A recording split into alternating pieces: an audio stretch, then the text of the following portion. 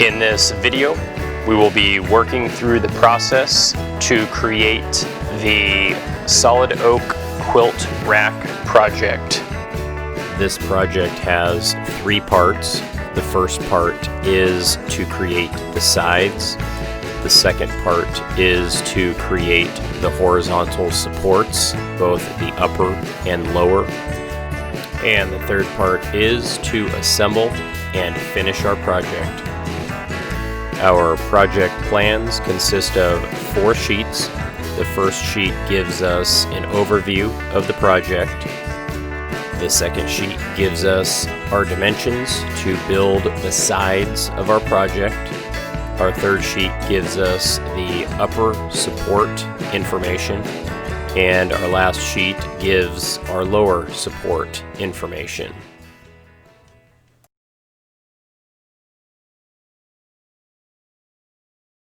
On this project, there are 2 sides, each measuring 33 inches tall by 8 inches wide.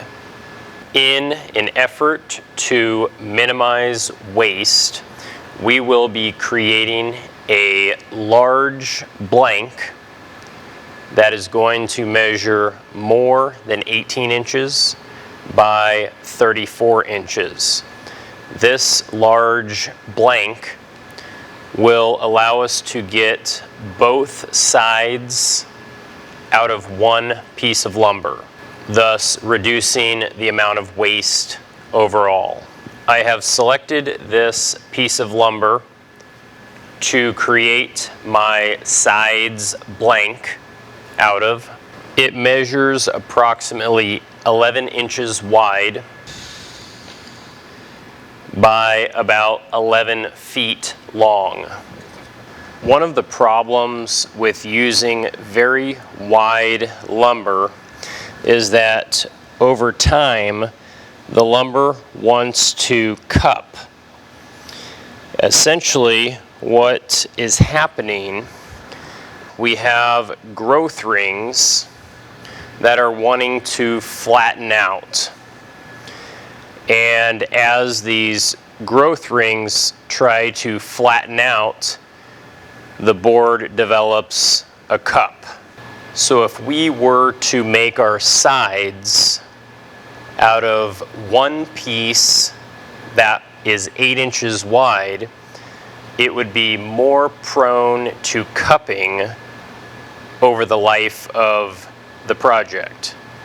So even though our board is 11 inches wide, we are still able to use this on our project, but we're going to add one additional step, and that is to cut this board down the center, which will leave us with narrower boards. We'll talk about this a little bit later. For the purpose of making our sides blank, that is over 18 inches wide by 34 inches long, this board will work very nicely.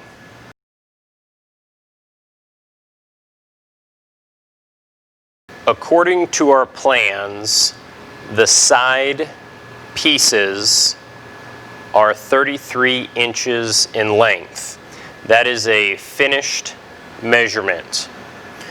We will be cutting these on the miter saw to an oversized measurement of 34 inches. This will give us a little bit extra material to work with as we progress through the creation of this sides blank.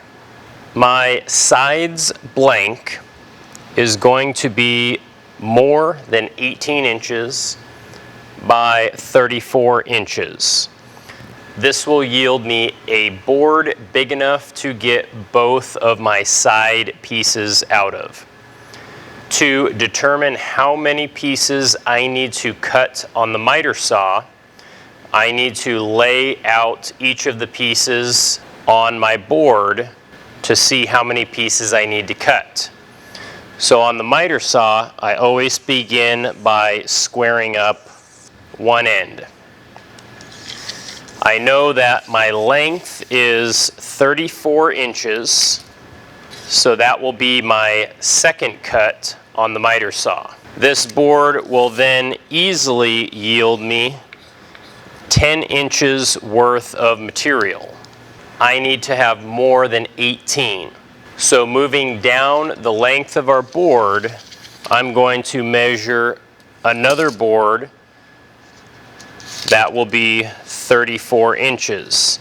This will be an additional cut on the miter saw. This piece will also yield me 10 inches. With what I have laid out, I have a total of 20 inches in width that I will be able to get out of 2 boards after cutting them on the miter saw. This will yield me more than 18 inches wide by my 34 inches in length. Lumber purchased from the lumber yard will very oftentimes have one relatively good edge and one relatively rough edge. We want to make sure that the good edge is up against our good straight fence. Additionally, the end of the lumber is rarely going to be square. We need to take off just a very small amount of material to square up the end of this board before we measure for our side pieces. We can then measure and mark for our first piece that will be cut at 34 inches.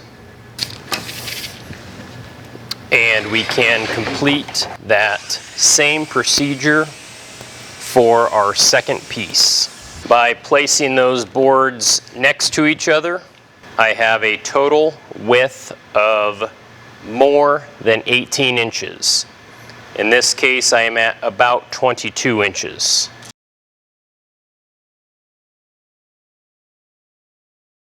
On each of my boards, I have one edge that is pretty good.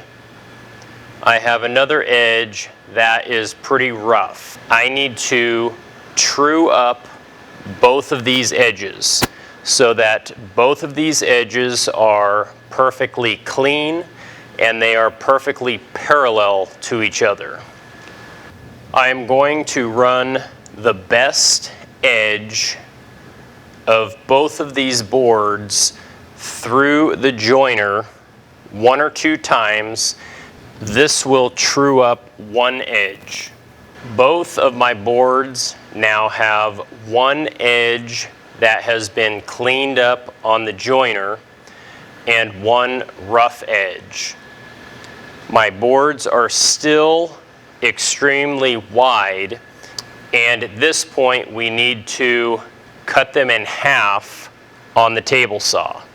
With my good jointed edge tight up against the good clean fence, I can position the fence so that I will be making a cut approximately down the center of the board. Lock the fence in place and we can make our cut. Now that we have split our board in half, we have one edge that has been cleaned up on the joiner. We have 2 edges that touched the table saw blade. Those edges are now mill marked, meaning there's scratches on the edge of it if you look real closely. And then we have our rough edge that we have not yet done anything with. We are going to run each of our mill marked edges through the joiner. This will clean up each of those edges. It will also give us a nice clean new edge to run against the table saw fence so that we can remove our rough edge that we have not addressed yet. By placing an X on the mill-marked edge, it will help prevent you from getting confused when you get over to the joiner. And with the X side down, I can run all of my pieces through the joiner. On my boards, I now have 3 edges that have been cleaned up on the joiner. The top portion of this board, both of my edges are perfectly parallel to each other. The bottom portion of this board, I have one edge that has been jointed and I have one edge that is rough. I need to make the rough edge true and parallel to my opposite edge.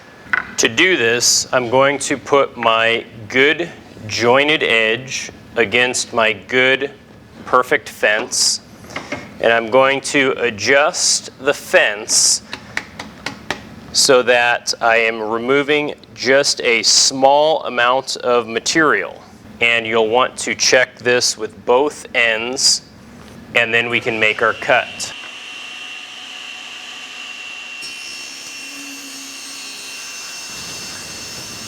And each time you do this, you will want to readjust the fence and make sure that you are only removing a tiny bit of material based on however wide the particular board that you are cutting. At this point, we have 3 edges that have been jointed. The edges of our top section are parallel. The lower portion, we have one good jointed edge and one mill-marked table sawed edge. We need to clean up the mill marks on the joiner by running it through one time.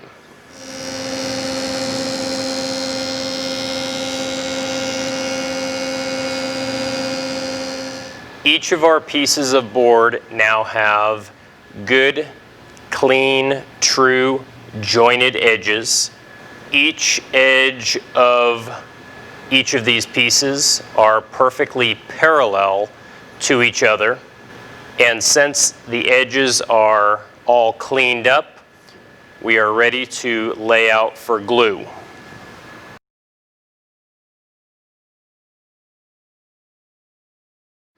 Now, we have been doing this process to the original 2 boards that we cut on the miter saw.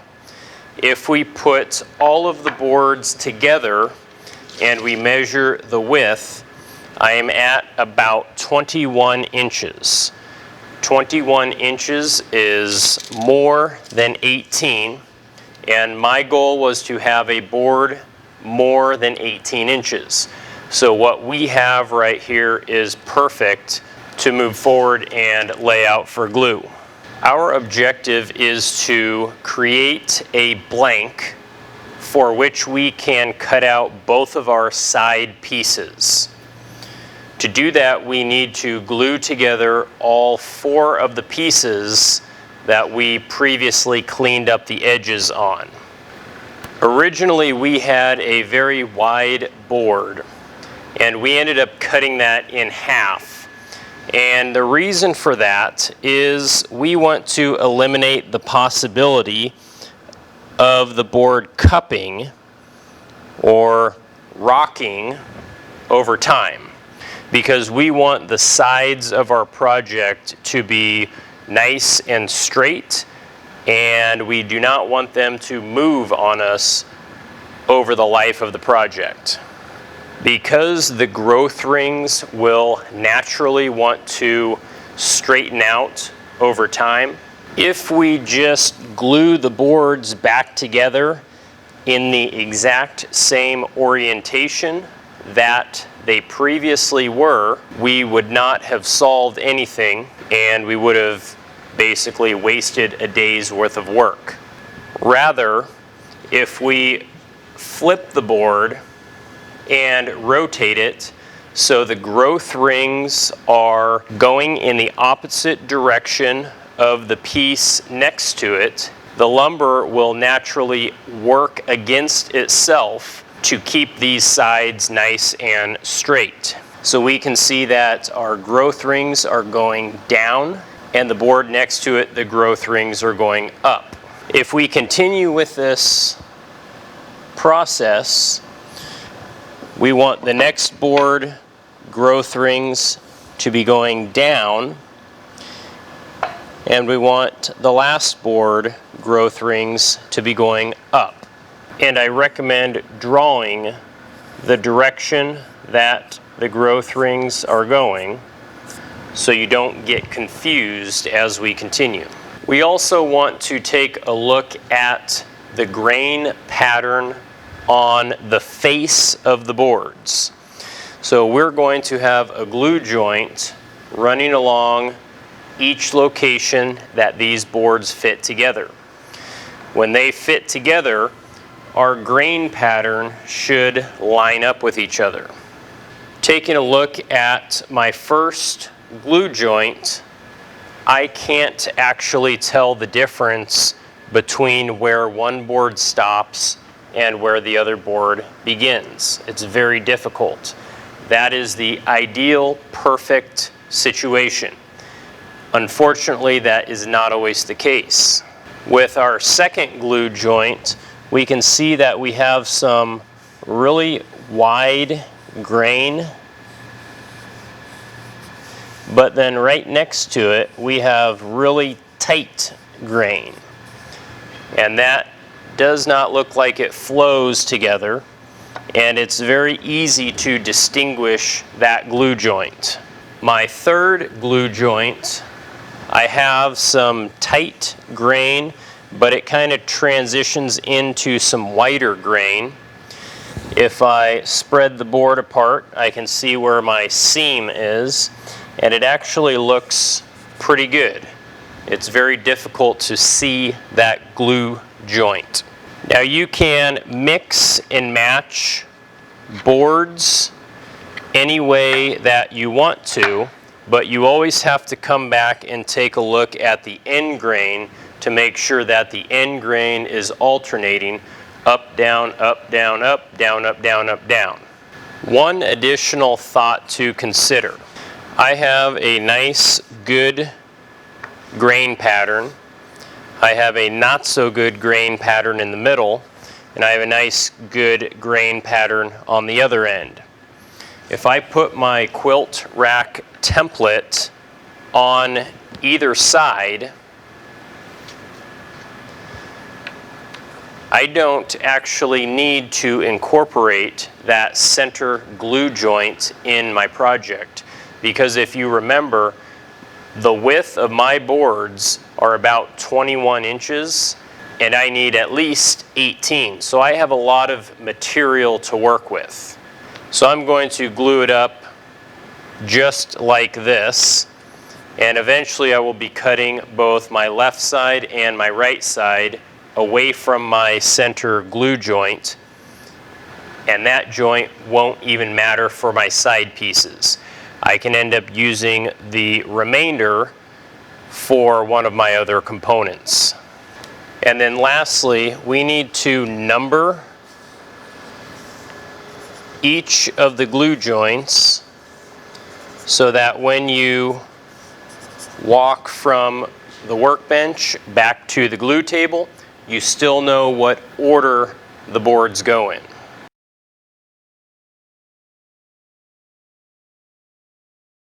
On the glue table, I'm going to have 3 clamps placed evenly apart.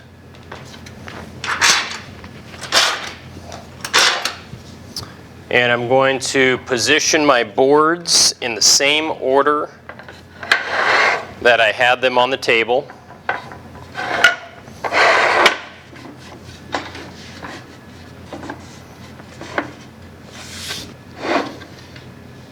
And using wood glue, I'm going to run a bead of glue along the edge of each glue joint. And make sure to spread the glue around so you get good coverage on the edge. And we'll continue this process with each of the glue joints.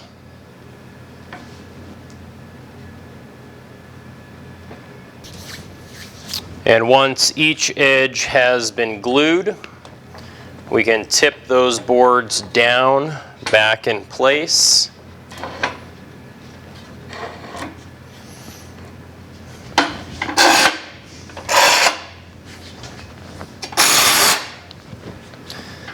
And very gently, I'm going to tighten the clamps, checking to make sure that my boards aren't shifting around on me. And with just a little bit of pressure on the clamps, I'm going to add 2 additional clamps.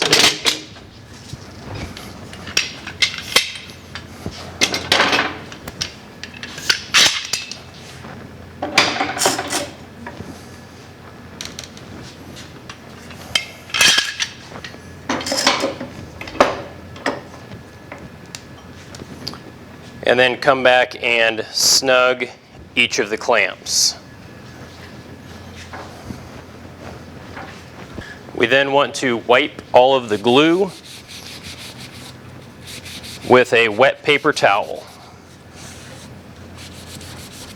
And we also need to wipe the back side for any glue that has squeezed out. At this point, our sides blank is glued up, and we need to wait 24 hours before we can remove this from the clamps and send it through any machines.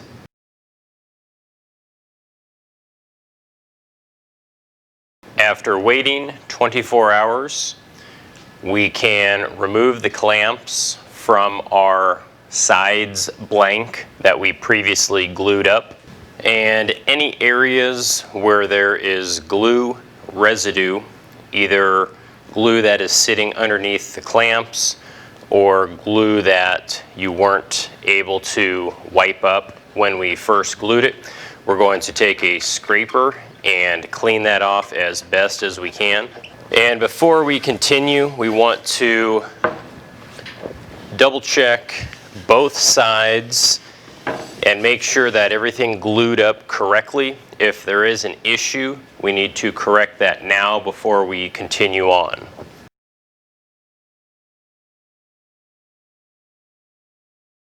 If we take a look back at our plans, we see that there are 2 sides to this project. Each of those sides will come out of this sides blank workpiece that we glued up. Now, because each of these sides measure 8 inches wide by 33 inches long, we want to first size the width of each of these pieces. So as I take a look at my glued up workpiece, each edge previously was jointed, so it should be a good edge. However, because we clamped up the boards, there is a good chance that the clamps marred the surface of our edges. So prior to ripping the workpiece to width, we need to run it through the joiner to make sure that we have a good jointed edge. Additionally, because we are trying to avoid our center glue joint, we are going to have both of these sides pushed up against each of the edges. So what we can do is run each edge through the joiner one time just to clean it up. At this point, both edges have been rejointed. Both edges are true, clean, and good. And this gives us two edges that we can run up against the fence on the table saw. The plans call for each side to be a width of 8 inches. By setting the table saw to 8 1/16 inches, we can give ourselves a little bit extra material to work with. And then with our good jointed edge against the fence, we can run our sides blank through the table saw, cutting our first side. We then want to rotate our workpiece 180 degrees so our other good jointed edge is against the fence. Ripping this one at 8 1/16 will give us our second side piece. Taking a look at my sides blank and what I have cut down, I have two good clean jointed edges. I also have 4 mill-marked table sawed edges because that edge touched the table saw blade. My 2 side pieces are 8 1/16 inches wide.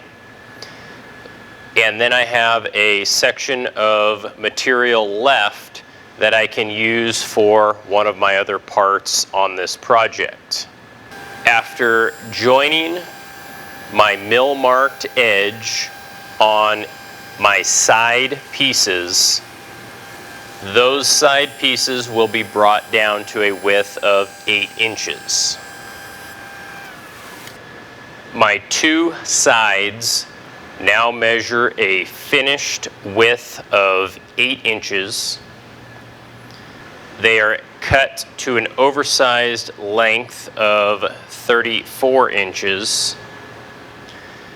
And I also have a remaining piece of material that is about 5 inches by 34 inches.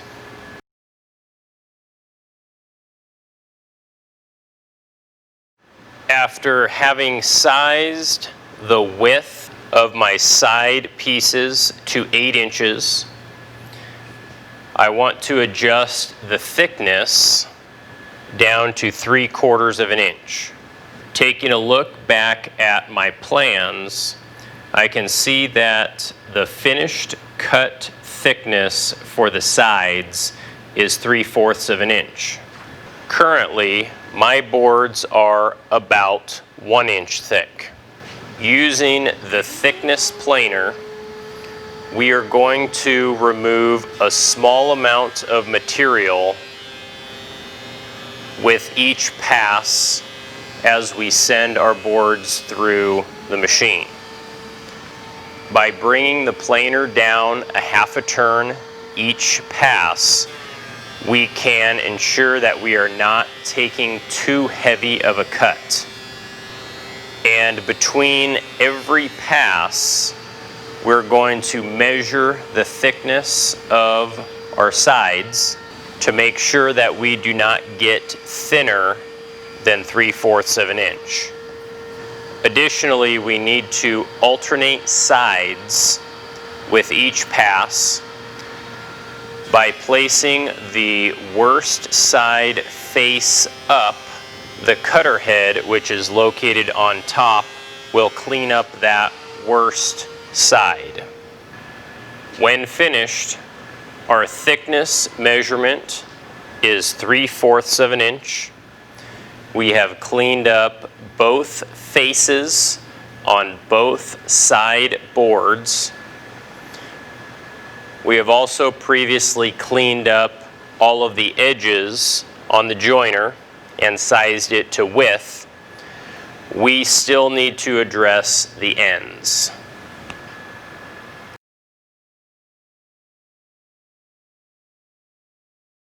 Taking a look at our plans, we have a finished length of 33 inches for our side pieces. Currently, our side boards measure 8 inches wide by 3/4 inches thick by about 34 inches long, because we cross-cut these pieces to an oversized measurement of 34 inches. We need to bring our length measurement down to 33 inches. Although we have previously cut our ends on the miter saw, after gluing up our boards, we are left with a slightly uneven surface where that glue joint is. We need to begin by removing a very small amount of material to square up one end of each of our side boards. After that, we can flip our board and measure and mark our board at 33 inches. The use of a stop block can help ensure that both of your side boards are cut to the identical measurement. Each of our side boards now have a finished length of 33 inches, a finished width of 8 inches, and a finished thickness of 3/4 of an inch.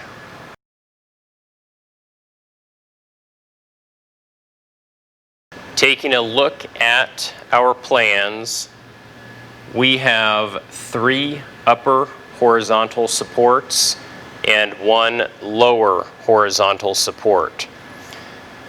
These horizontal supports are connected via screws that are installed through the sides of our project.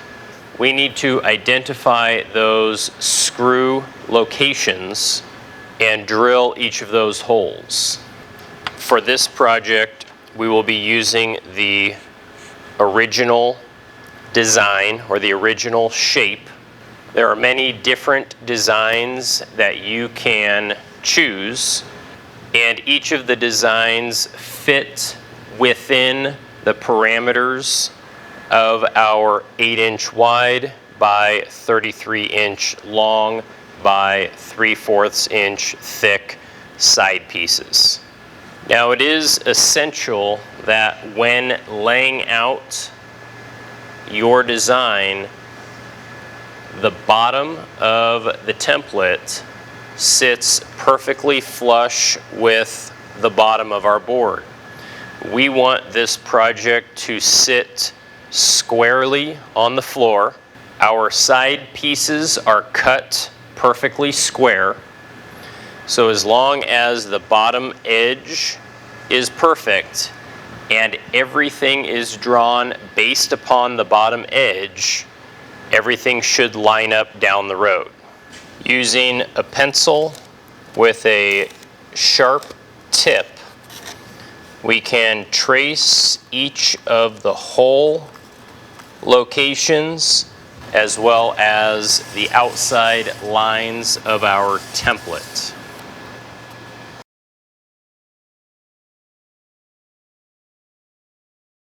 Our goal is to drill 3/8 inch diameter holes in various locations on this project.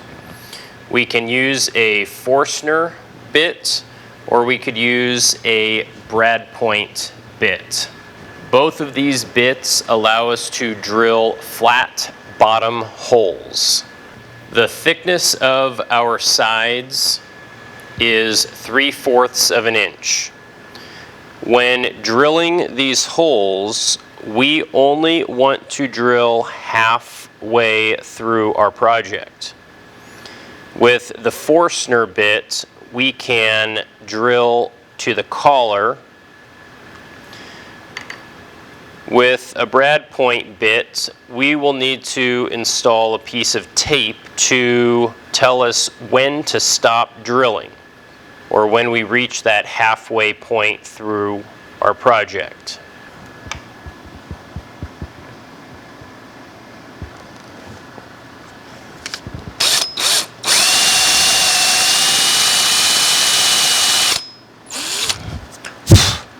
Because there will be screws that go through the entire side of the project into the horizontal supports, we need to drill some pilot holes so that we don't split the wood out when we install the screws. If we position our workpiece over the vise, we can make sure that we do not drill into the table, because we are drilling all the way through our project. If we look down inside of our previously drilled holes, we can see that there is a small divot from where the spike on the drill bit, or our Forstner bit, left a small indentation. We want to line up our 1/8 inch drill bit with that little indentation and drill all the way through our project. And we're going to continue the same for all of the holes on our project.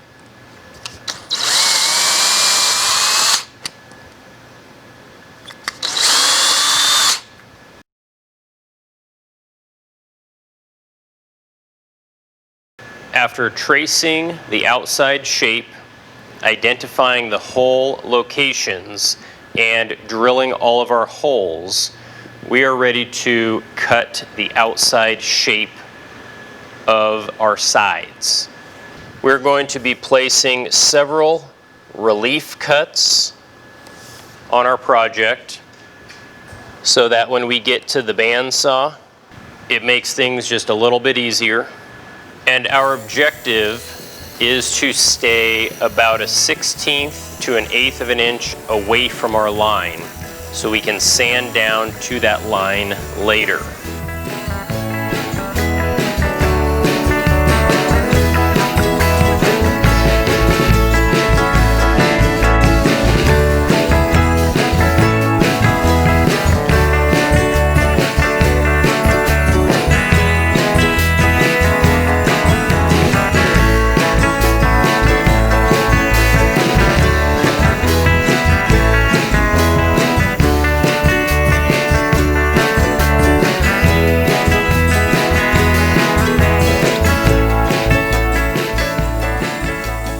Now that our rough shapes have been cut out on the bandsaw, we need to clean up all of the edges except for the bottom of the feet. Because the bottom of the feet are already perfectly square, we don't want to do any sanding, or it will throw the whole project out of square. The spindle sander works great for any interior curves, and since we left about a 1/16 inch of material, we are only sanding to our line. And a belt sander works great for any exterior curves or long flat areas. At this point, our quilt rack sides are looking pretty good. We have sized them down and cut out the shape and cleaned up that shape. And what we are looking at more closely resembles what the sides will actually look like.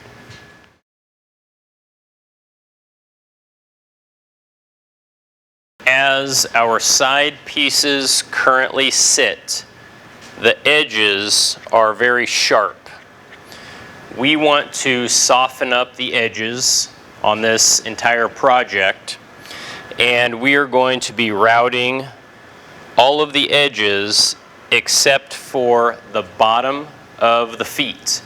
We do not want to router the bottom edge of the feet because this will be sitting on the ground, and we want as much surface area to come in contact with the ground as possible. So all of the edges will be routed not the feet. Using a 1/4 inch roundover router bit, we can slowly progress around our entire project. As we do this, we are going to listen to the router and listen to the lumber to hear if we are going too fast where it's wanting to split out the lumber. Make sure that we flip the side over so that we get all edges on both sides except for the bottom of the feet. After routing our edges, everything is looking pretty good. All of the corners are now nice and smooth. However, I do have a few burn marks that I need to address in the next step.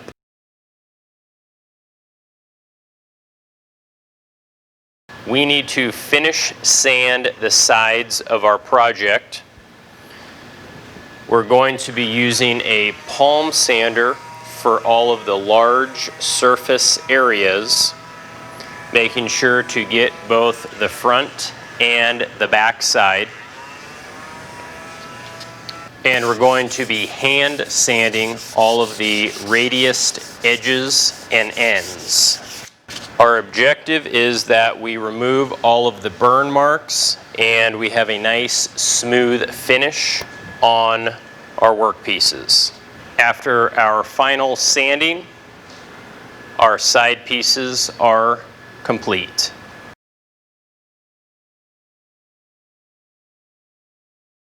As we take a look at our plans, we have 3 upper horizontal supports and we have 1 lower horizontal support. The upper horizontal supports have a width of 2 inches and a length of 32 inches.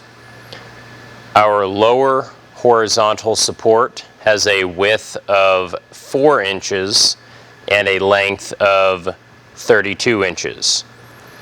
All of these are 3/4 of an inch thick. When selecting lumber for the horizontal supports, the remaining portion of board that I have left from when I made my side pieces, this piece measures about 11 inches wide, which would be wide enough to get 1 4-inch piece and 3 2-inch pieces. I also have some reusable waste pieces. One piece is 5 inches, another one is over 2 inches, another one is about 6 inches. All of these pieces are longer than the length that I need of 32 inches, as we can see on the plans. So if you are trying to be material efficient, it would make more sense to create all of these pieces from the reusable waste pieces. And once we clean up these pieces, they'll look really nice. If you don't happen to have extra lumber laying around, your pieces will need to come out of that original board that we cut our side pieces out of. And whether you choose to use the full board or the smaller pieces of boards, the process essentially is the same.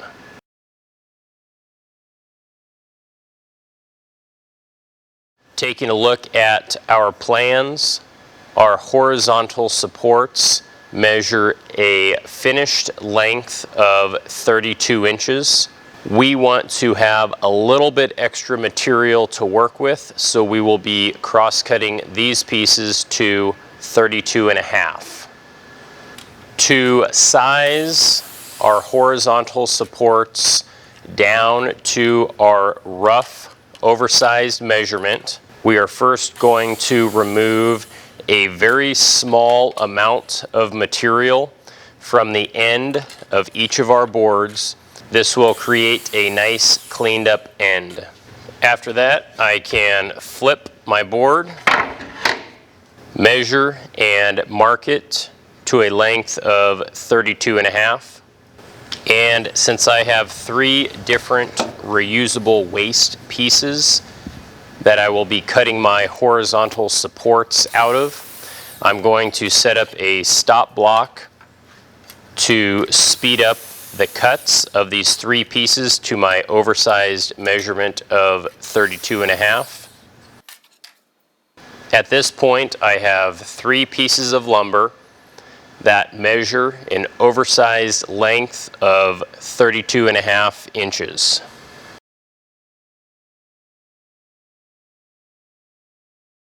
Taking a look at our plans, we want 3 of our horizontal supports to have a width of 2 inches. Those are the top 3. We have a 4-inch width measurement for our 1 lower horizontal support. If we take a look at the 3 pieces of lumber that we've been working with, the top board has 2 mill-marked edges. The middle board has 1 mill-marked edge and 1 rough edge. And the bottom board has 1 mill-marked edge and 1 rough edge. Regardless how the edges look, we want to send the best edge through the joiner 1 time to clean it up so we have a good, true edge that we can then take over to the table saw. We will be doing this with all 3 pieces. At this point, we have 1 finished jointed edge, and we have 1 unfinished edge on each of these pieces.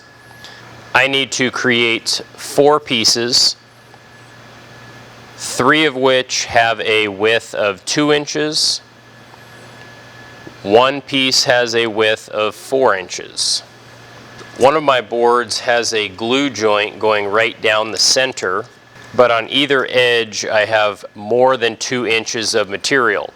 So I can actually joint the other edge of the board, or my unfinished edge, and then use both of those edges on the table saw and eliminate the glue joint altogether.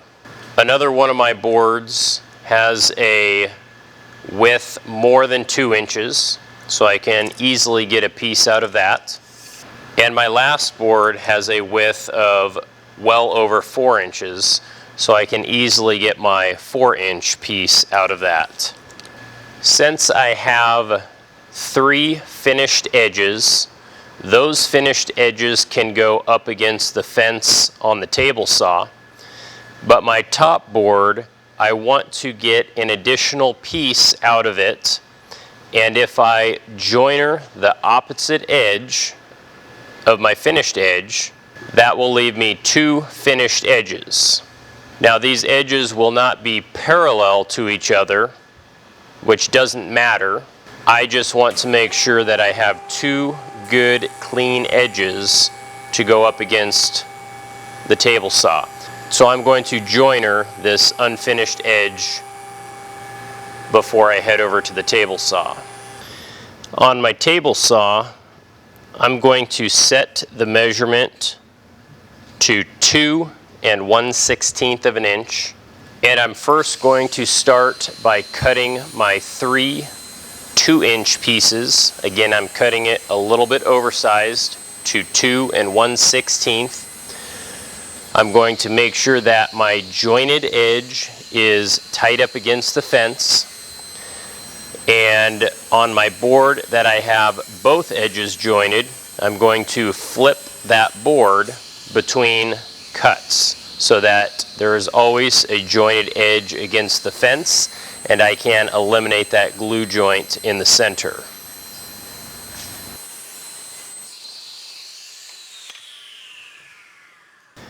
I'm then going to set the table saw to 4 1/16, and again with my jointed edge up against the fence, I can create my oversized 4-inch piece. I now have 3 pieces that are cut to an oversized width of 2 1/16, and one piece that is an oversized width of 4 1/16.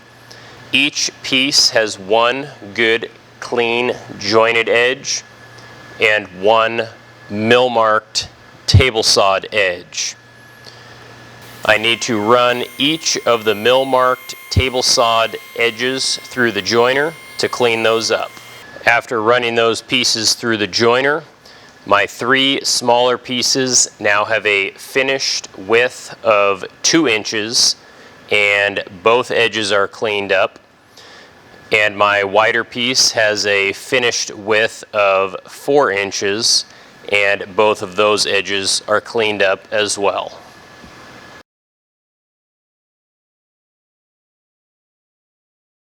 As we take a look at our plans, we have a finished thickness of 3/4 of an inch for our horizontal support pieces.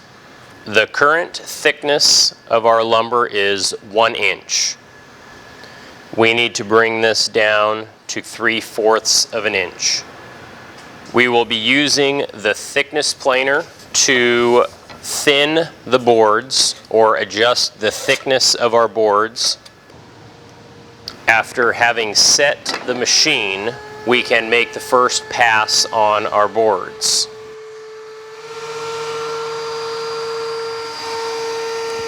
After each pass, we're going to measure the thickness of our boards. If we are thicker than 3/4, we're going to bring the machine down a half a turn, and we're always going to run the worst side up, or whichever side we think looks the worst, we're going to send that face up. And when finished, we will have a thickness of exactly 3/4 of an inch. At this point, I have 3 boards that measure 2 inches wide, 1 board that measures 4 inches wide.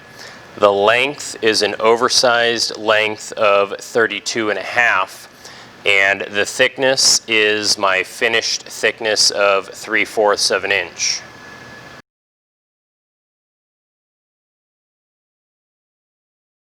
Currently, my horizontal support pieces have very sharp edges, and if we take a look at the side pieces, we can see that there is a small radius that helps soften the edges and gives it a much more finished appearance.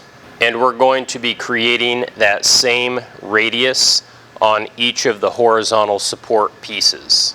With our 1/4 inch roundover set up in the router, we're going to router the 4 edges, but not the ends, because we want the ends to sit squarely against our side pieces on the project. So we do not want to route the ends of these pieces.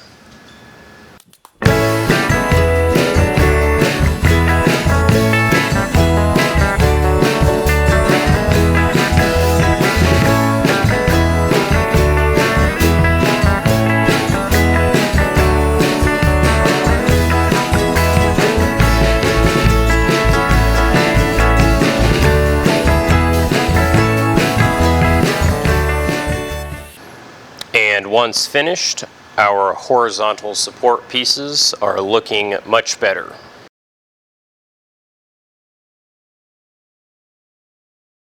If we take a look at our plans, the finished length of all of our horizontal support pieces is 32 inches. Currently, our boards measure an oversized length of 32.5. To size this down, we are first going to remove just a very small amount of material from one end of each of these 4 pieces. This will square up one end and set us up for our next process. I'm then going to put a mark on my nice square end so I know which end I have already cleaned up.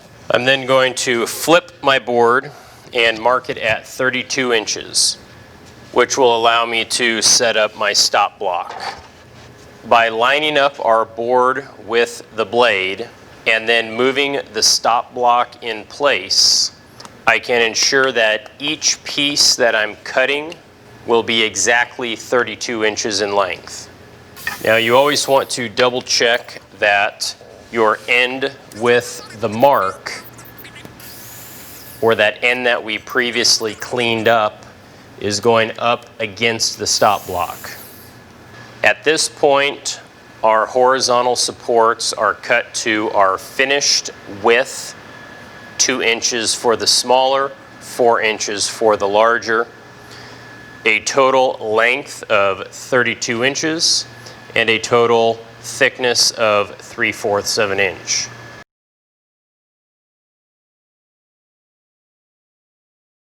Although our horizontal supports are looking pretty good overall, if we take a close look, there are a couple burn marks from the router. At this point, we need to do our final sanding for all of the horizontal supports. On any large surface area, we're going to be using the palm sander. And for any radiused, round over edges, we're going to be hand sanding that.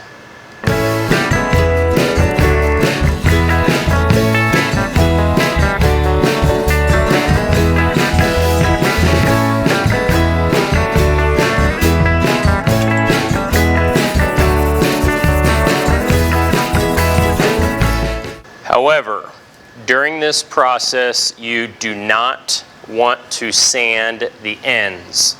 We want that nice sharp edge on the ends so that it will fit tightly up against the side pieces of our project. And after final sanding is complete, our project pieces are looking great.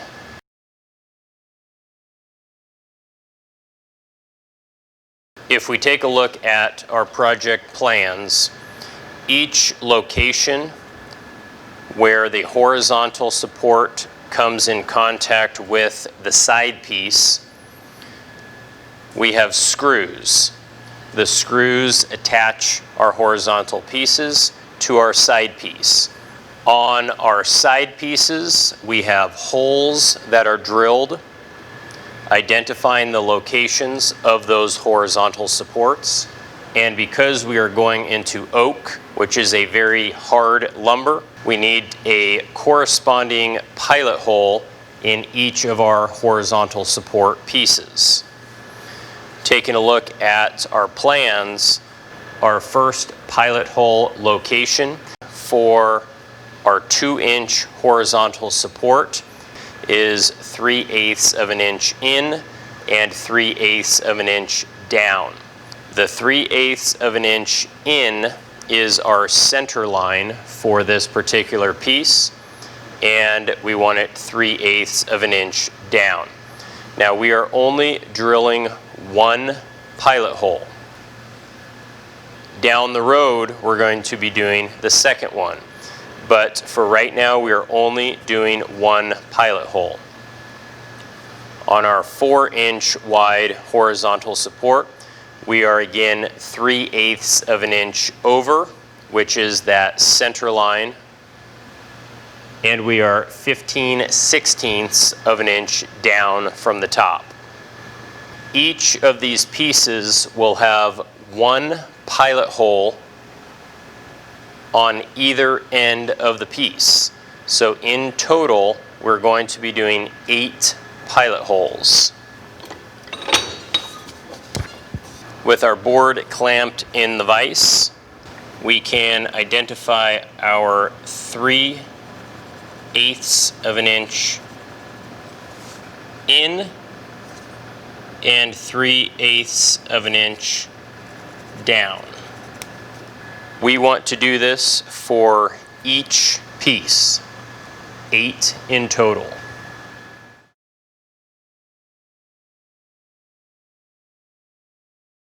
Using a scratch-awl, we can put a small divot at the center point location. We are going to be drilling with a 1/8 inch drill bit, and we want to drill deeper than the length of the screw.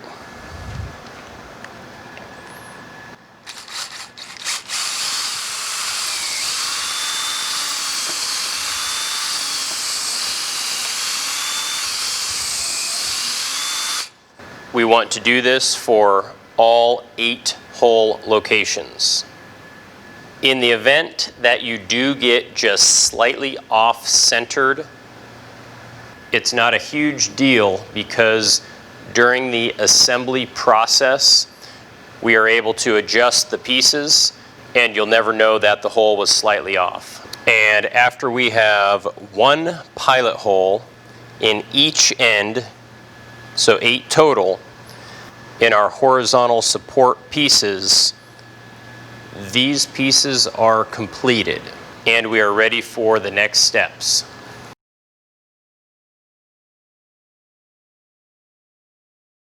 As it currently sits, we have both of our sides completed.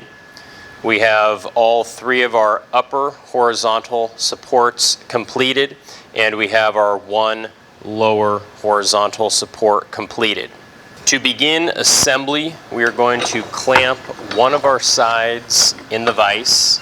We are going to install 1 screw in the top hole location, but we only want to install it far enough where it just begins to stick out the other side, just about 1/8 of an inch. And you'll want to do this for all horizontal support locations.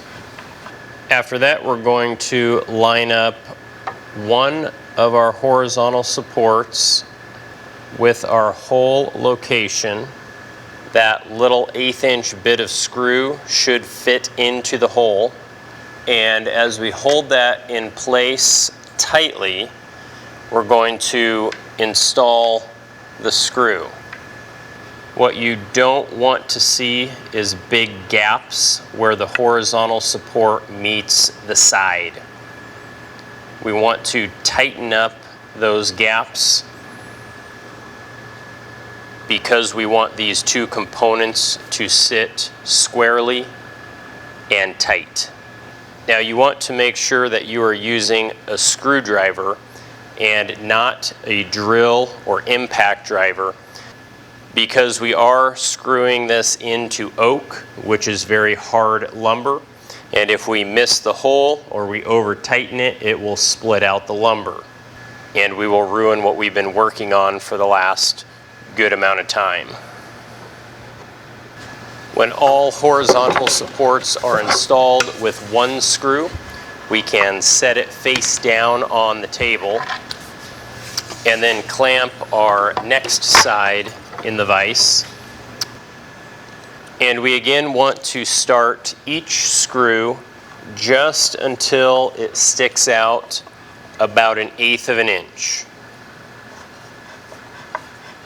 The difference with installing the second side is that we want to very gently place the side on top of our other pieces, lining up each of those drill hole locations. And then we can install those screws. And at this point we can flip up our project and have a better idea of what it looks like.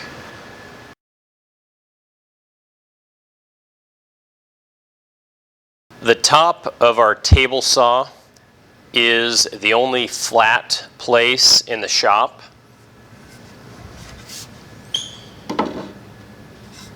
And this will allow us to see if our project has any teeter.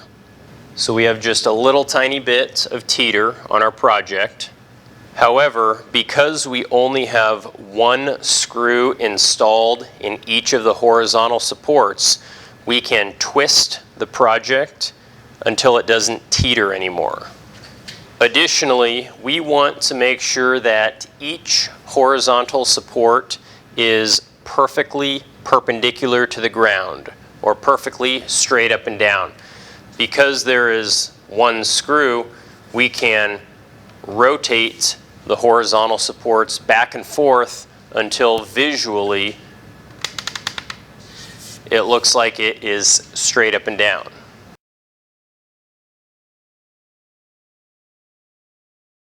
Once we have adjusted our project so that it sits squarely on our flat surface, and we have adjusted all of our horizontal supports so that they are perfectly up and down, we want to use our 1/8 inch drill bit to drill a second pilot hole into our horizontal support.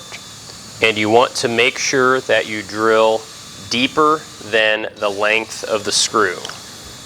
Now we're only going to do this for one horizontal support at this time. And then we're going to install that screw.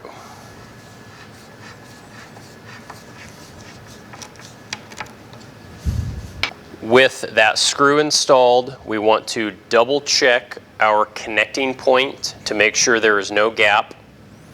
We want to double check all of our horizontal support pieces to make sure that none of them shifted on us.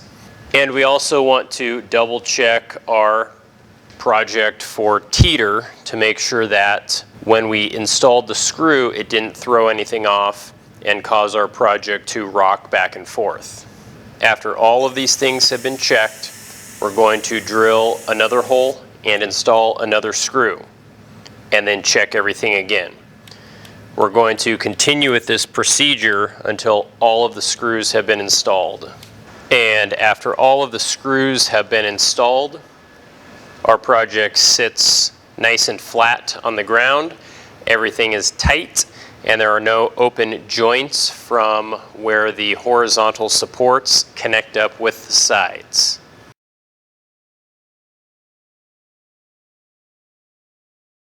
The various locations that we installed the screws to connect the horizontal supports don't look very finished because it is a hole in the side of our project and you can see the exposed screw. To give these hole locations a finished look, we're going to be installing some 3/8 inch oak buttons. To install the buttons, we need a wooden mallet, we need a bottle of glue, we need our buttons, and then I also have a piece of scrap wood that I can break off a little piece and essentially make a toothpick. Before you install any of the buttons, you want to visually check over your entire project and make sure that it does not need any additional sanding. This is your last opportunity to do a really good job where it is really easy to sand. Once the buttons are installed, it is very difficult to sand properly around the buttons. So I have a little chunk of my scrap lumber, and then I have an even smaller piece that I can use essentially as a toothpick. I'm going to apply just a little bit of glue to my scrap lumber, and I'm going to get just a little bit on the end of my toothpick. And very carefully, I'm going to put a small drop of glue inside the hole location, place a button,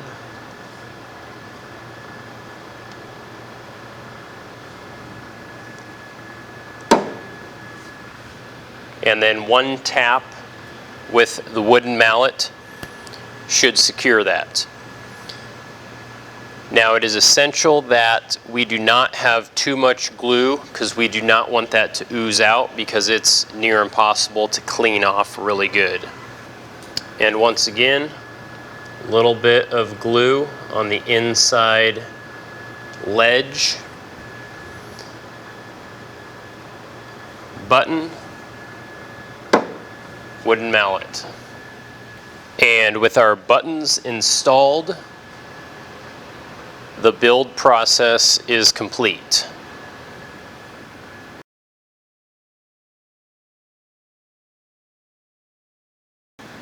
To stain our project, we are going to be using the color Golden Oak, some gloves, and a rag. We're going to apply a little bit of stain to the rag, and we're going to work our way around our project, starting at the top, staining with the grain, making sure that we coat all of the surfaces and get good coverage.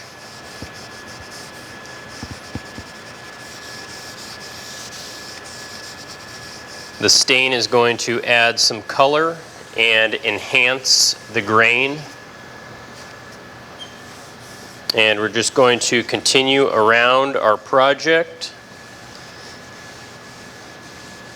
spending a little bit extra time right around the area that the horizontal support joins the side. Sometimes you have to squeeze the rag into the corner to get good stain coverage. And don't forget to get the underside as well as the insides of our horizontal supports. Now, it is not necessary to get the bottom of the feet, but we do want to get underneath here where we routered.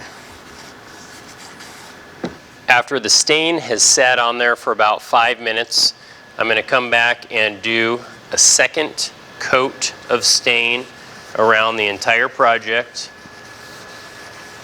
I'm going to let that second coat soak in for about 5 minutes, and then I'm going to do a third coat. After our third coat has soaked in for about 10 to 15 minutes, I'm going to come back with a piece of new, clean rag, and I'm just going to soak up any additional stain that's sitting on the surface of the project. Now, when I come back tomorrow, I'm going to do the same thing I did today. I'm going to apply about 3 coats of stain, waiting 5 minutes between the coats, 15 minutes after the last coat, and then ultimately wiping it down very lightly with a new, clean, dry rag. After that, I'm going to wait an additional 24 hours, and then I should be ready for polyurethane.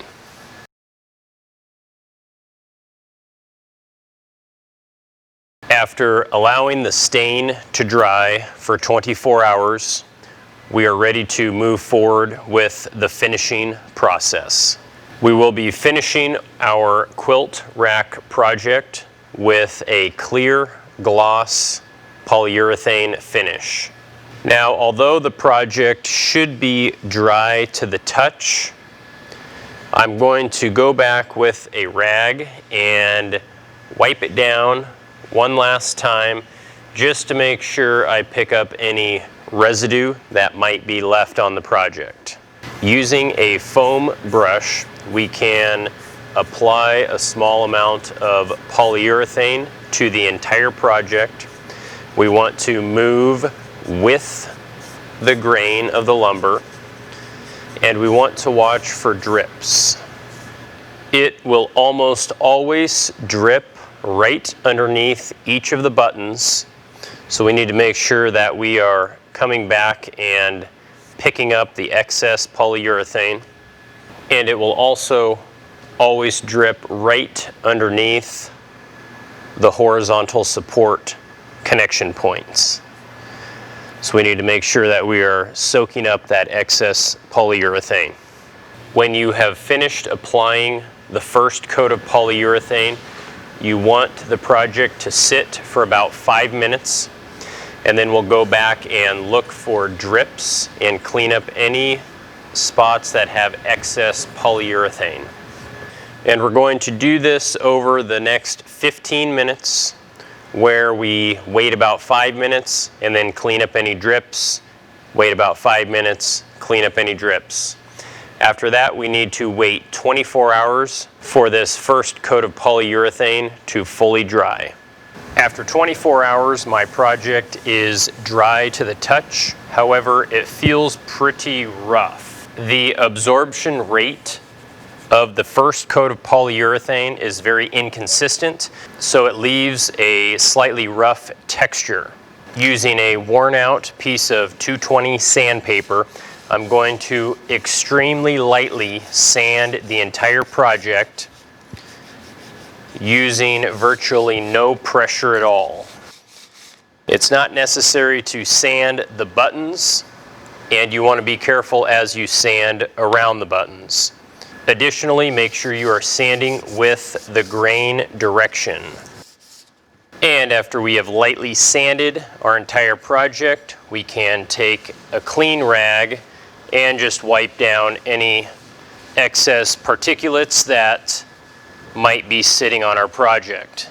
We then want to apply a second coat of polyurethane in the same fashion that we applied the first coat. And once our second coat has been applied, we need to again let our project sit for 24 hours.